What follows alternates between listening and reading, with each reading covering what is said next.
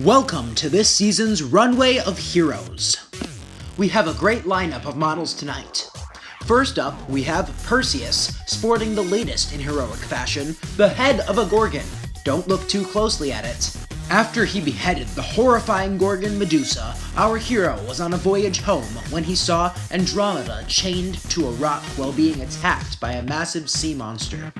Using his new favorite weapon, he saved Andromeda, winning her hand in marriage, but only after fighting off an army of 1,000 men also wanting to marry her. Up next, we have everyone's favorite Jason, wearing an ascot sewn from the Golden Fleece itself. With his Argonauts, he traveled to Colchis and met King Aeetes to demand for the Golden Fleece. The king agreed to give it to him if he could complete a series of deadly trials. With the help of the king's daughter Medea and her magical powers, Jason won the Golden Fleece. Next up, welcome Aeacus to the runway, showing off the latest in pillow fashion. His story of heroism is no doubt one of the greatest. One night, he prayed to Jupiter, asking for a greater army. Aeacus then slept and had a cryptic dream about ants? He then woke up to an army claiming him as their leader. Lots of hard work there. Up next is Cephalus, showing how good a bow can look in those arms. Believe it or not, he was kidnapped by the goddess Aurora, but was released shortly after when she realized how much he loved his wife, Procris.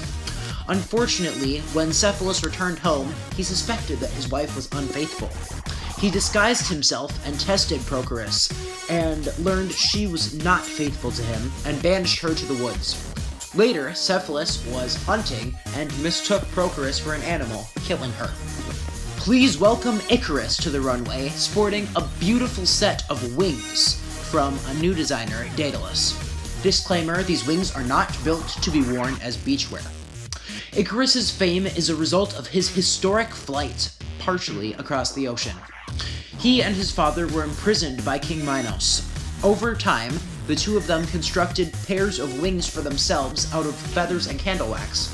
Then, while trying to escape, using the wings, Icarus ignored his father's warnings and flew too close to the sun, causing his wings to fall apart. Poor Icarus fell into the ocean and drowned. Next up, we have a hero famous for his spectacular wit, Theseus, also sporting gold in his wardrobe.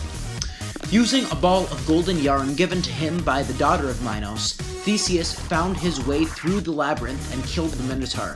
Heroism like that doesn't come around often. Please welcome to the runway Ms. Atlanta, the fastest woman alive, sporting the latest in female activewear. Using her incredible speed, she was able to wound the Caledonian boar. This feat was attempted by many other heroes, including Theseus, Nestor, and Jason, but only Atlanta actually struck a blow to the beast. Up next is Meleager, showing off a more nature-y look. Meleager is known for finishing off the Caledonian boar after Atlanta wounded it. This was quite an impressive feat, but he insisted that all the credit should go to Atlanta. Later on, Meleager got in a fight with his uncles, ending with him killing them both. Unfortunately, little did he know that his life was connected to a log.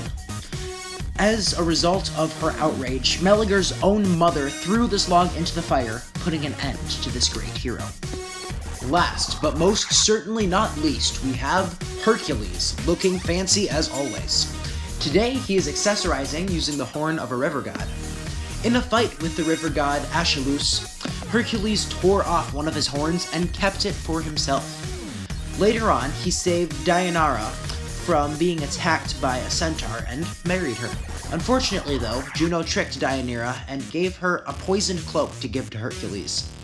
Once he put it on, he died. Don't fret though, soon after Jupiter turned him into a god. Thank you so much for coming to our show tonight, and have a lovely evening.